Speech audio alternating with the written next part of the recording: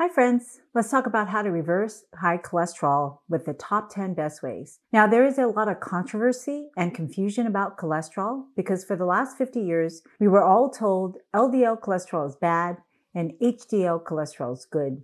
But that's not really accurate. There's also other cholesterols like Lp(a) and triglycerides that are definitely bad when they are elevated. Have you had your Lp(a) checked? Everyone should get one at least once in their life. So in this video, I'm going to go over how to eat to reduce and change specific cholesterol values and which lipid tests you really need to check to really know how much inflammation is happening inside your blood vessels. Now, number 10 is to reduce and avoid added sugars, like in coffees, teas, soda, energy drinks, sauces, junk food, and desserts. So what does sugar have to do with cholesterol? Cholesterol is not one molecule. There are several molecules, and one of them is called triglycerides. Your body uses two forms of energy, sugar and fat. It's like money. You can carry bills and coins. Now, if you have a small wallet, that would limit the amount of coins you can carry. So to carry more money, you may want to carry bills. Sugar for the body is like coins stored in a wallet. Your body can't store much sugar. Any excess sugar that you don't use for the day is stored as fat, which is called triglycerides. So if you're not walking and moving, and basically if you have a sedentary job and lifestyle, you will gain weight as fat when you eat excess sugar. And how much fat can you gain? Well, have you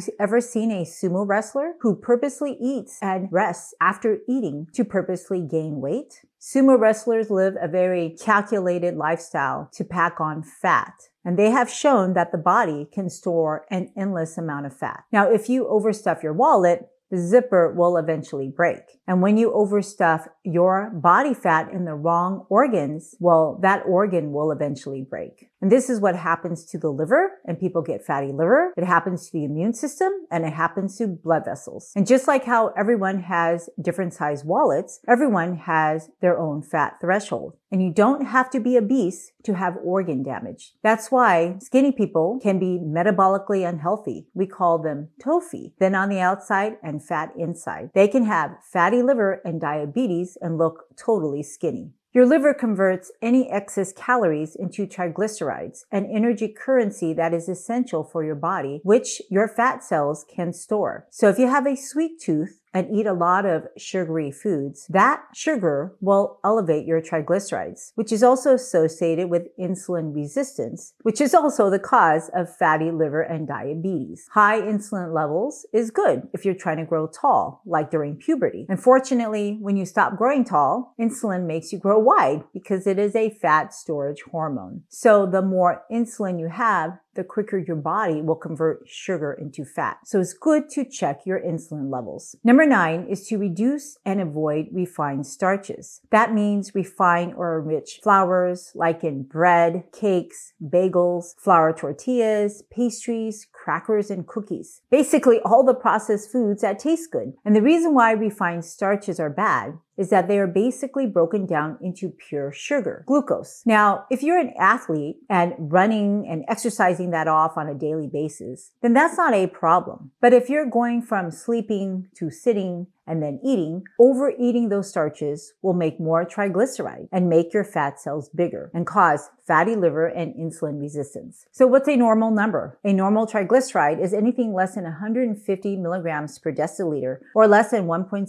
millimoles per liter. The problem with triglycerides is that they affect the levels of bad lipids like small, dense LDL, known as low-density lipoproteins. Now just remember, cholesterol is not one molecule. There are several lipid molecules, and collectively we call them all as cholesterol. And all lipids, they travel with the help of proteins. And this is why LDL is called low-density lipoprotein, and HDL is high-density lipoprotein. It's really physical chemistry. Fat and water don't mix. So cholesterol in your blood needs proteins to help them travel in the blood, which is 50% water. And when you get a lipid panel, what is actually measured are the proteins that carry cholesterol. High triglycerides are associated with higher levels of small, dense LDL cholesterol because they travel on the same lipoprotein bus. And together they are very inflammatory and will make your blood vessels hard, a condition called atherosclerosis. Hard blood vessels weaken the blood vessels, and it also makes it difficult for your heart to pump. This leads to poor blood perfusion, heart disease, and strokes. And this is why we all need to have normal levels of triglycerides. Now, really high level of triglycerides inflames your pancreas, a condition called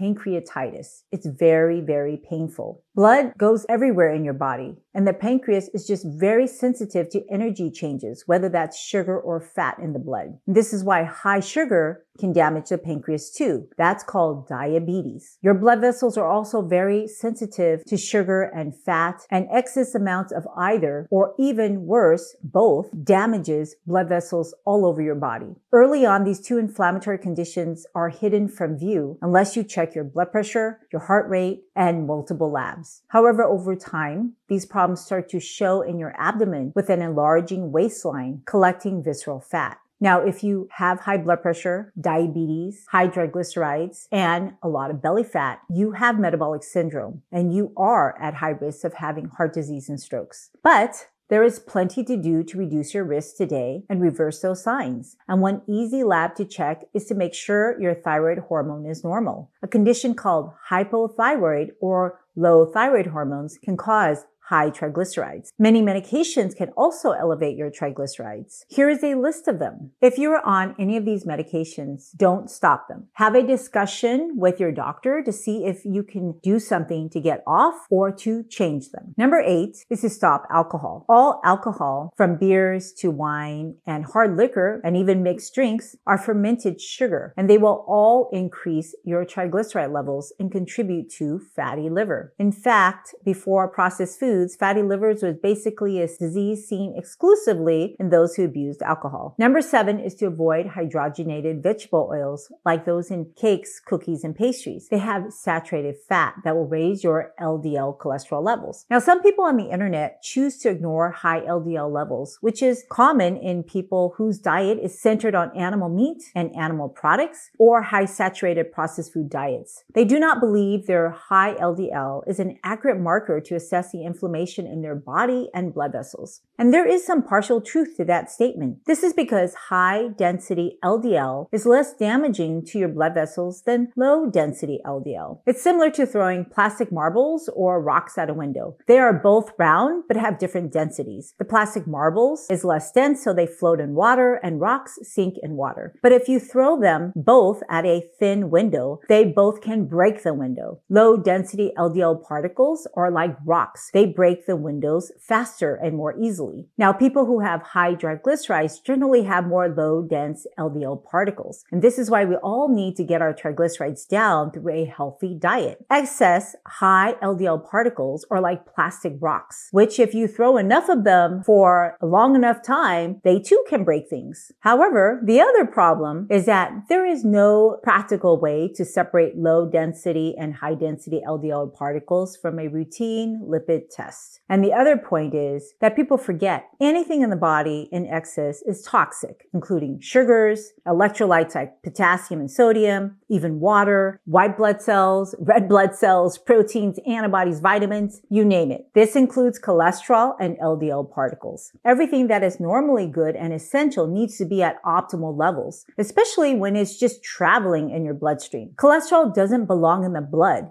And when it is there, it can only damage blood vessels it is traveling in. It's like your highway, which is built to transport cars. But when there are too many cars, the road develops potholes. And when it gets repaired, they put up barriers to block off driving lanes, which just causes more traffic. And if you put in more cars, the traffic just gets worse. That's LA traffic. It just sucks. LDL cholesterol particles normally stay in your blood highway for days. And if you just keep eating saturated fat, you just add on to the traffic congestion caused by LDL cholesterol particles. And together, they not only congest your blood vessel highways, but they also have a longer opportunity to damage your blood vessels, which results in plaques that block arterial flow. And this process is called atherosclerosis, which involves your immune cells called macrophages that line your blood vessels trying to gobble up this cholesterol. This is how high LDL cholesterol causes inflammation. which doesn't happen overnight. The damage starts as young as 11 years of age with fatty streaks. And unlike the road where we can fix it every year and open up the lanes when it's done, you can't do that with inflammation in your blood vessels, especially the tiny ones. Blood supports life. There is no body part that doesn't get affected when your blood stops flowing at a healthy rate. And you don't have to have life-threatening problems until you have an absolute sig alert where nothing moves. The first symptom of this damage is in your brain. People feel fatigued, moody, and the body parts with the smallest blood vessels, like your genitals, get hit first. That's how impotence starts. And the natural morning erection that happens in men, well, it may stop happening when your blood vessels are clogged up. The lack of blood flow can cause pain in stressed areas, and that's why back pain is one of the first signs of poor blood flow. LDL is also not the best marker to really assess your total LDL particle levels. That marker is actually another test called Apo B Lipoprotein. Have you gotten your Apo B Lipoprotein checked yet? You should get that checked annually. Knowing your Apo B level will more accurately measure all your LDL cholesterol that is known to harm your blood vessels. Here is why. Remember, your blood lipids travel with proteins, and there are different proteins that carry different lipids in your body. Just like there are different modes of transportation you can take to go to work. You can use a bicycle, a moped, a motorcycle, a sedan, a minivan, a truck, a bus. You could even take a plane or train. But it turns out each LDL particle has one apolipoprotein. It actually gets more complex. Other fatty molecules like chylomicrons, VLDL, and IDL. We can't measure them in your blood because they disappear so quickly. But all of those molecules become LDL, which hangs out in your bloodstream for several days. And that's why we can measure LDL. The good news is all of those molecules have Apo B lipoproteins. So by measuring Apo B lipoprotein, you more accurately assess really how much total LDL particles are in your blood, which is a sum of LDL, chylomicrons, VLDL, and IDL. And this is important because you can have a false sense of security if your LDL is normal when in fact you have high total LDL particles from the other types of lipid particles that we are not measuring. Hence, a high Apo B level is more strongly associated with damaging blood vessel inflammation. The damage happens over a person's lifetime. This is why it's important to feed your children the same healthy foods you are trying to eat if you want to give them a head start in health. And we know by the time your child is 18, if they have had a lifetime of processed foods, high saturated fat, high refined sugars, they will have atherosclerosis. And this has been proven in the autopsies of young men who died in the Korean War. The bottom line is, I think everyone understands and agrees eating saturated fat increases your LDL cholesterol. High Apo B is just one risk factor for heart disease. Other risk factors include smoking, diabetes, and high blood pressure. And if you have no other risk factor, an Apo B less than 80 milligrams per deciliter should be your goal. But just like blood sugar, the optimal level for a person is dependent on other health conditions. And if your goal is to live a long, healthy life beyond 76, which really is the average lifespan of a typical American, then you should strive to get your Apo B and triglycerides as low as possible.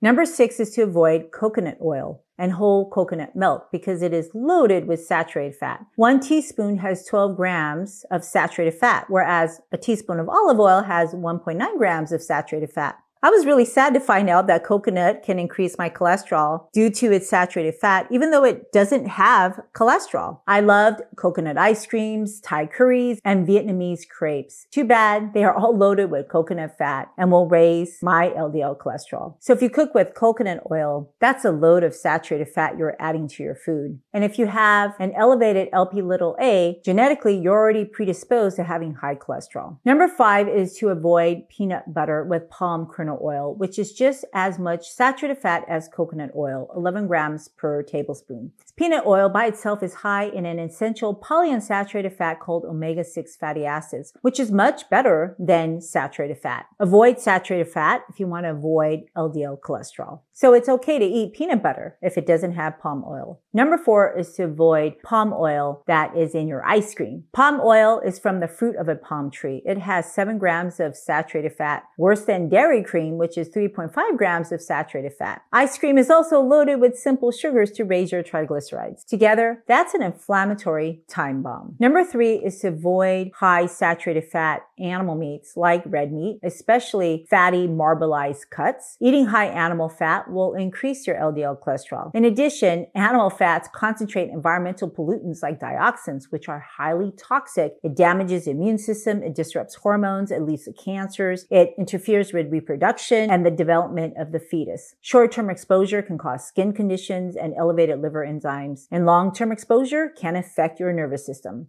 Now, if you must eat red meat, please trim the fat, buy leaner cuts. Don't use the drippings to make gravy. And eat fiber before you eat that meat to add a shield to your body to hopefully get rid of some of those toxins when you poop out the fiber. Number 2 is avoid pizza and basically any cheese on bread combination. It's the perfect processed food ingredients to raise both your triglycerides and LDL cholesterol because the bread is usually highly refined white starch and the cheese is high in saturated fat and oftentimes chemicalized. And when people eat cheese separately, it's usually portion controlled and they can better limit the saturated fat in cheese. The other thing is natural cheese that are naturally fermented may not be as bad for your health as those chemical fake cheeses. Number 1 is to avoid mac and cheese or noodles and cheese, which is the same concept like pizza. Refined carbohydrates with excess saturated fat. A lot of mac and cheese brands are basically chemicalized foods with chemical cheeses and chemicalized noodles. Both are bad for your cholesterol. All of these will drive inflammation in your blood vessels. Now, I mentioned Lp(a). That's actually a protein in which some people have high levels of. And when you have high Lp(a), that can also carry LDL cholesterol and cause damaging inflammation in your blood vessels. To sum it up, I mentioned 3 tests: lipoprotein A, Apo B, and triglycerides. All 3 tests are very important to more accurately assess your cholesterol levels and to see if these fall into a normal range or abnormal range. When they are abnormally high, that means that you can get more inflammation in your blood vessels. Your doctors can very easily check these tests and help you interpret them to help you better change your diet and improve your lifestyle. If you want to know the best foods to lower your cholesterol, check out the next video.